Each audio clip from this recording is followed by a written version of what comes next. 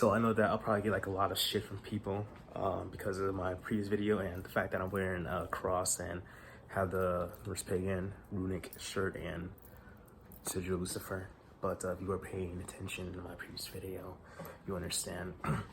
But I want to like go in depth with this information, just enlighten people for them to understand a lot deeper on things, especially when it comes to like different deities and different cultures.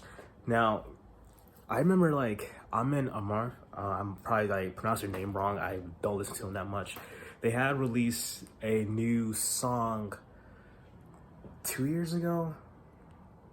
Yeah, 2 years ago, sometime in like June. And I remember I had a comment on the video and I was like, yo, this is amazing. Like, because in the video, Dor shows up at the band's concert or something like that.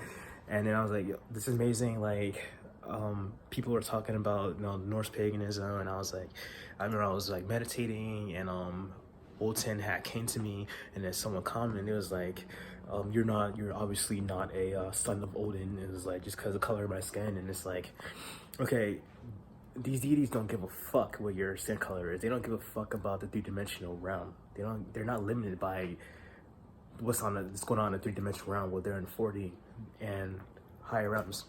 They don't care. They're not limited by your skin color. We're all energy, we're much more than that on the inside, and that's what they see. So yeah, there are some like Lolas who reach out to people who are European, like Caucasian and that, descent, but not a lot of them. So like, I understand that there's Asatru, where Asatru is like, it's not racist, but it's only like for those who are European descent, that ethnicity, and that culture. So they're not saying like, oh, you can't do this because like we're not accepting you because of your skin color. Asatru is not saying that. It's just only for that spot with Europeans. Now, obviously, it's not like that when it comes to the hoodoo, religion, the spiritual reality. I don't consider it as religion. So these deities don't really care about, what's out here in the physical realm. Like, they're not limited by that. So if they reach out to you, then they're gonna reach out to you. They're gonna want to work with you. You have that kind of connection with them. Then you have that connection with them. And vice versa. There's something about you that can relate to them. It's the same thing like with spirit guides. You get at a certain point in your life that a spirit guide, a particular one who have that experience, just like an ancestor, then they're gonna want to work with you. They're gonna want to, be around you and help you. So it doesn't really matter like how someone look. And I schooled that guy and in the comments on Amin Amor's video. And I didn't bother to even see what he replied. I don't have time for that ignorant bullshit. I don't have time for people imposing their heavy negative demonic energy towards me. I already dealt with enough demonic people growing up throughout my life, so many narcissists and sociopaths, psychopaths and whatnot, and they just always get owned. So but this thing is, you can connect with, doesn't matter what your beliefs are, different deities from different lores are gonna reach out to you and want to work with you, and it's like, it would be very limiting and ignorant if you're someone of the left-hand path who would think that someone who even is Christian can't work with any like, goetic demons, or someone who's a Satanist or Luciferian can't work with angels and Shemperos angels and like anything else. And it's like, well, if that's where your mindset is, then you're not really gonna evolve. You're not really gonna elevate and connect that well with your higher self, because you're limiting yourself. And when it comes to being a limitless being of light that's in a vessel, you have to have a limitless mindset.